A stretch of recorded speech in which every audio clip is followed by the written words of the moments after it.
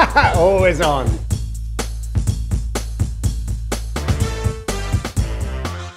I'm Sam Fell, and I'm the director of a movie that's just come out this weekend called Paranorman. That's Paranorman, like the boy Norman, and he's got paranormal powers.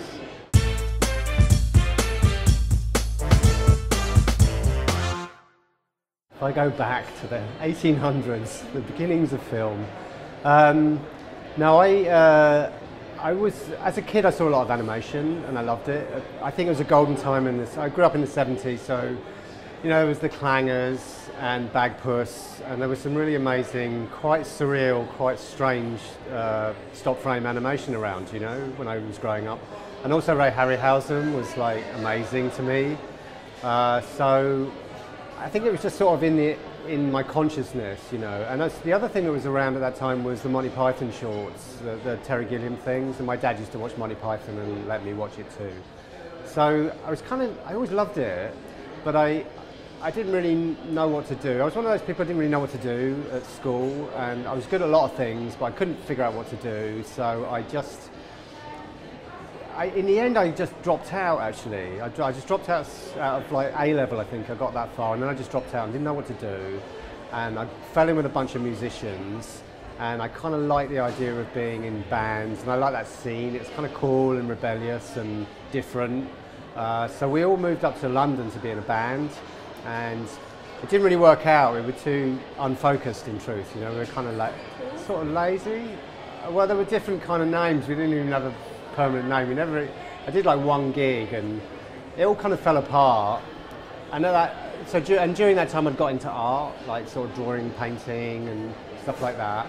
And so I eventually got myself to do a foundation course in art, and I fell in love with making things, and sculpture in particular, and video art and performance art.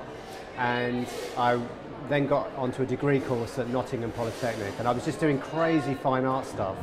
And there were some really great old lecturers there that were sort of from the 60s days, you know, like really, they could remember the wild kind of creative days of the 60s, and they were very inspiring.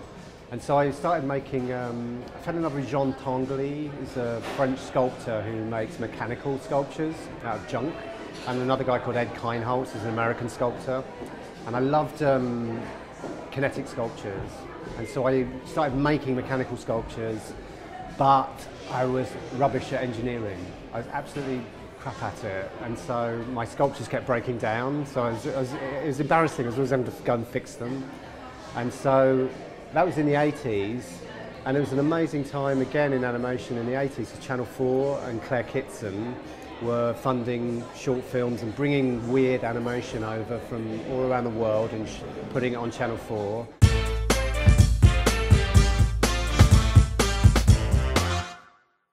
There was a thing called the Channel 4 Mommy scheme, which was like this scheme where if you proposed a project to Channel 4,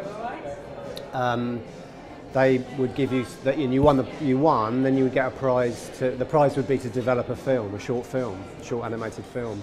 And so I developed this weird sort of stop frame, kind of comic, dark, surrealist kind of film that was, it's like a horror movie based on the Three Blind Mice story. And I was really into Sam Raimi at the time, and Evil Dead 2 is like one of my it's one of the all-time greatest films ever made. Evil Dead 2. And so I did it in the style of Sam Raimi, like Three Blind Mice and Sam. And on the jury of that competition was Dave Sproxton. And he said, wow, this guy's interesting. And he showed what I'd done to the guys at Aardman, and they were like, oh, wow, you know, he's interesting. And so they invited me to come down and just try out and just be an assistant. I was an assistant to Peter Lord on a commercial, and Tristan Oliver was the cameraman, and it was 1990 that. And so it was a little Tetley tea commercial, and I really got on with Pete, and I really loved it down here in Bristol. And so then that got me going, really, you know.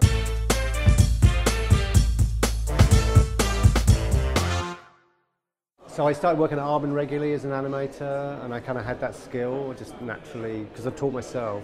And then I started directing little things, I started directing commercials, and then when they kind of got into doing Chicken Run, a lot of the more experienced people went off to do Chicken Run. So some of this sort of younger lot, like me, were able to sort of step up and become like directors, do commercials and shorts. And then my big break came through Wardle and DreamWorks, because they had this deal with DreamWorks.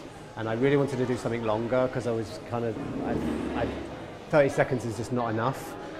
So I wanted to do feature length stuff, and so it was a great opportunity, because they had this in at DreamWorks, so I kept pitching feature ideas, and finally one of them landed, which was the idea for Flushed Away, and that kind of caught hold. And then what happened was that it was too complicated to make in stop frame at the time, we felt, and so it became a CG project.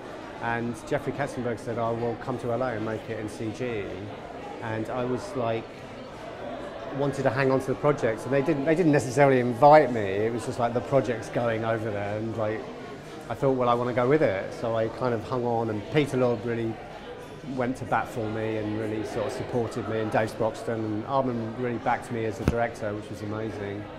And then I got to go. Got to go to LA and become a feature film director, and then it all kind of, I've been doing that ever since.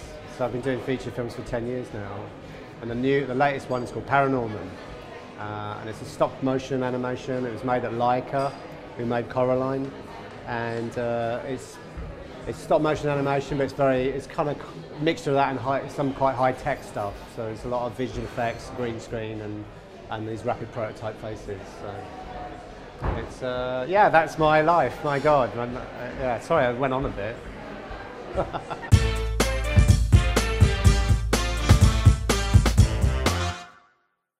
The Evil Dead 2.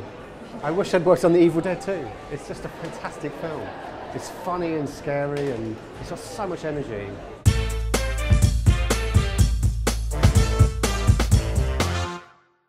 I think this is my first time at Encounters. I do. I don't think I've been here before. I mean, I've been in the Watershed, like, drunk in the bar many times, but I don't remember. Maybe I did, but I was too drunk, and I didn't. But now I'm sort of more grown up and sober, so I remember this one.